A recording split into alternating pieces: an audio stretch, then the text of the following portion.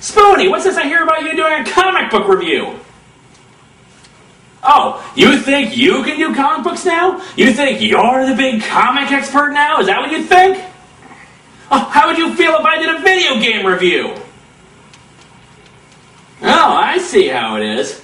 Well, you know what? I'm gonna do a video game review. I'm gonna make a whole new show about video games, and you know what? It's gonna be 10 times better than yours, and 10 times more original, huh? How do you feel about that, huh? Yeah, that's what I thought. I met you on a Thursday, Friday I took you home. Well, Saturday I'm begging you, baby, just leave me alone. You're turning me upside down, pull me to the ground when you shake me, shake me. I'm giving you what you need and I'm begging, please don't break me, love.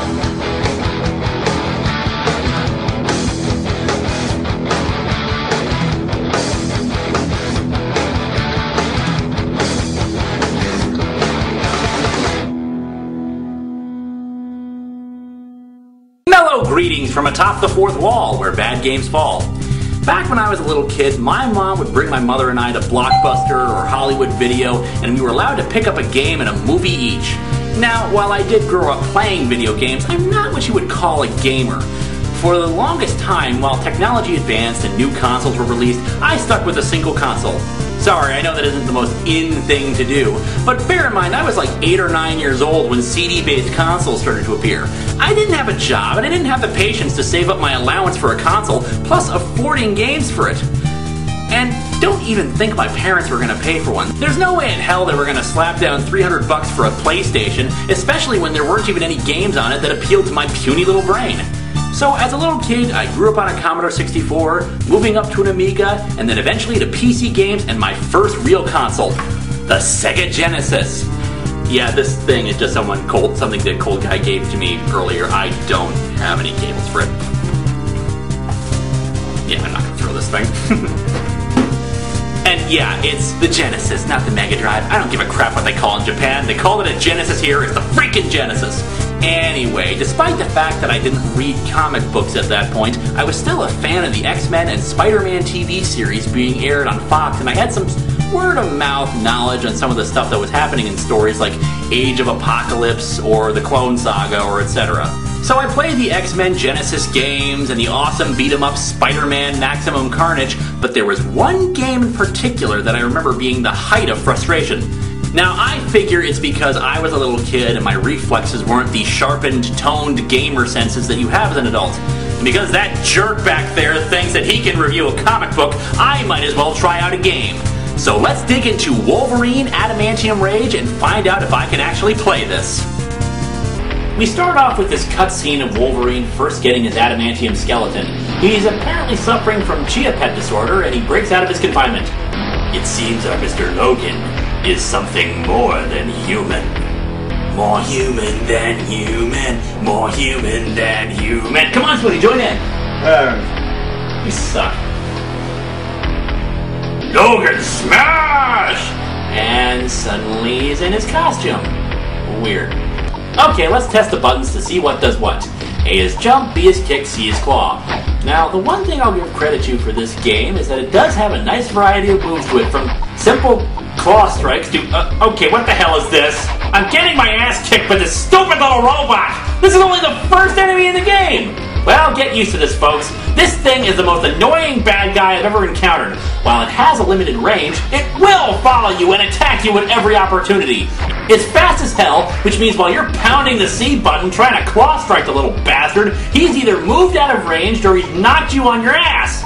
Nothing dies in one hit, by the way, and I'm on the easy setting. Look at this! Second enemy in the game are these lab coat wearing dorks who throw these test tubes at you, and yet it takes at least 2 hits to take them down. I got freaking adamantium claws! Indestructible metal! And this dork isn't getting sliced in half? Okay, I should note that this game is nice enough to get Wolverine's healing factor into it. While there are health power-ups to give a nice big jolt to your health meter, you do slowly recover health. Slowly being the keyword. You recharge 1% every 6 seconds. Let's say you're down to 20%. That means in order to recover full health again, you've got to sit on your ass and wait 8 minutes to get there. And in truth, you don't have to wait that long, but you might as well if you're going to have to sit and wait to get your health back anyway. So, almost right away, I come to this big jump I have to make in order to get to the next stage. Alrighty, just leap across and I miss. Okay, back up again, after regenerate the dissolving platform, running to jump again, and I miss. Okay, I run again, and damn it! Miss! Miss! Miss! Miss! Damn it all! How am I supposed to get over there? It's impossible! It's just not physically possible to this. What the? How was I supposed to know I could do that? Okay, next section, and a robot dog. Why do video game designers always include dogs? They're one of the most annoying enemies ever. It always takes several hits to kill them, and they always drain a ton of life just by leaping on you and tearing your throat out. And I only managed to kill this one because I cornered it. There's also this rather annoying factor, turning. You'd think it'd just be a simple matter of hitting left and right, but no, the game designers decided to add this little graphic of Wolverine turning, so every time you switch from right to left, you have to kind of tap the direction first and then go in that direction. It's just tedious, especially if you're fighting enemies on either side. Now, let me give a positive. The graphics are awesome. And despite the little panther jump earlier, I like the fact that you have a lot of combinations of moves to perform, giving you tons of options for strategies. Though you'll end up most of the time just hitting stuff. What the? There's a time limit? Where's the freaking clock? Oh, wait, it's that thing at the bottom? I thought that was my progress meter. So you can't sit and recover health? What's the point of having the regeneration if you can't use it? Oh, what, you're gonna freaking whip me? Eat adamantium, bub! Okay, no more BSing around here.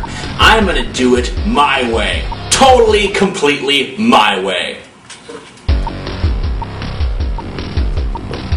What? You have to time these jumps exactly. Moving from one to the next, you don't get any margin for error with these things. They disintegrate almost immediately. Damn it! Damn it! Damn it! Adamantium rage! Adamantium rage! Oh! Adamantium rage! Adamantium rage! Adamantium rage! Adamantium rage! Adamantium rage!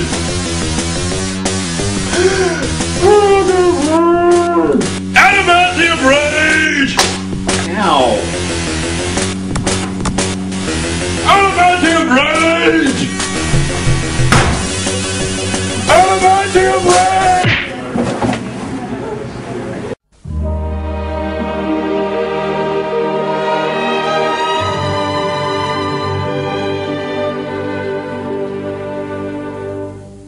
So I die and have to do it over, and what? The time limit doesn't reset? I just lost 2 lives in a row! LCD? What the hell does she have to do with this? For those unaware, LCD is a robot who was designed to kill Wolverine. She was given an artificial intelligence that far exceeded expectations, developing a consciousness in the process, and decided not to kill him because he was a noble person. Why the hell she's suddenly killing him in this game is about as vague a detail as any other part of the plot. I hear the Super Nintendo version didn't have a countdown timer and actually explained the plot a bit better, but like I said, I played the Genesis version as a kid, so here I am.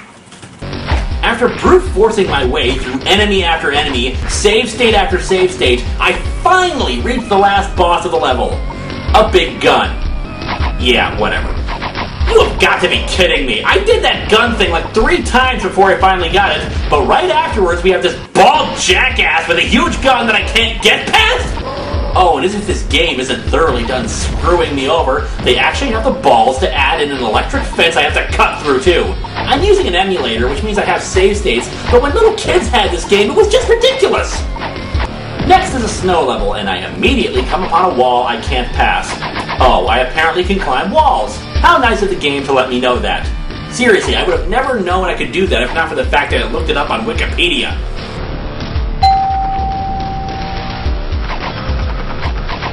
So at one point you have to fight a clone or a robot or something of yourself, and the guy's nearly impossible. He's faster, he does more damage, and basically he's just a pain in the ass. I finally managed to beat him by staying perfectly still, crouched down, and just wail on him whenever he got close, but he still hit me. Anytime you switch between levels, just write down the password and reset. It'll give you your full lives and health back. Sure, you won't get a high score, but who the hell plays a console game for just a high score? Damn it all, these enemies are just too freaking hard! There's a point right here where there are these 4 guys with guns in a row. You're still suffering from the fight with Clone Wolverine, and anytime you hit them, they get knocked back. So of course, since it takes multiple hits to kill them, you knocked one guy right into another, giving both of them a chance to hit you, since one of them is going to be out of reach of you, but within reach of his swiping move. A regular comic book takes about 10 minutes to finish, but one level on a 16-bit game is taking me over an hour, and I get more enjoyment out of the comic!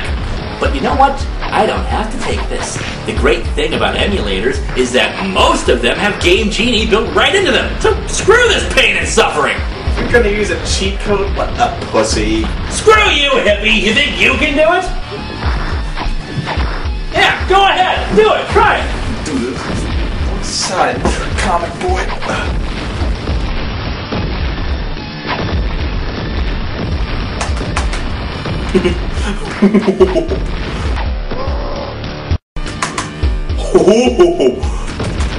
I like it. I like it. I like it too. Okay.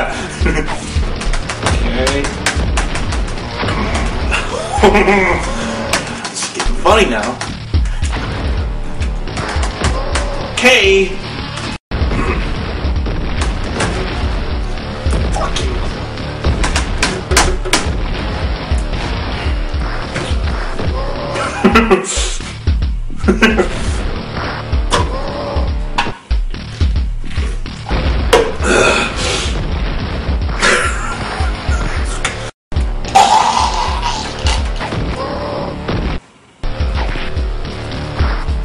Okay.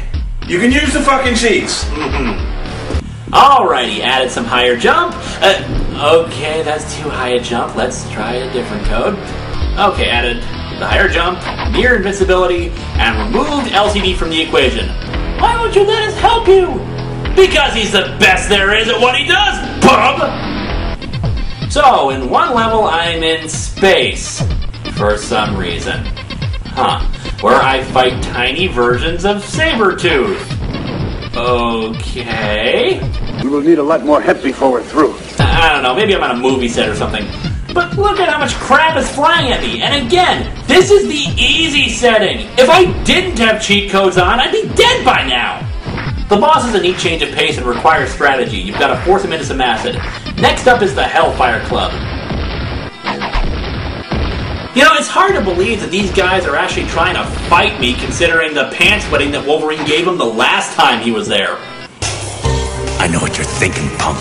Question is, can I get Wolverine before he turns me to shish kebab with those claws? Well, Bob, seeing as how these claws are adamantium, the strongest metal known, and can slice through vanadium steel like a hot knife through butter, buddy, you gotta ask yourself, do I feel lucky?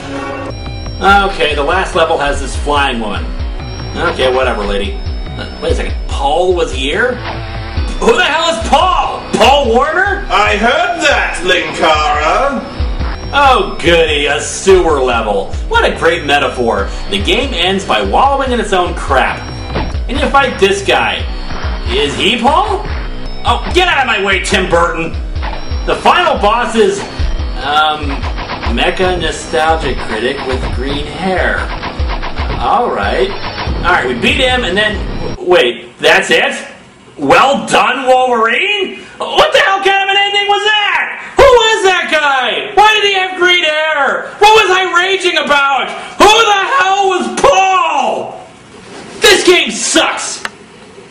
The graphics are nice and it could have been a great game, but its insane difficulty and non-existent story just bog it down. And who the hell was Paul anyway? It's just insane. In fact, it's so insane that the only reason it would be is because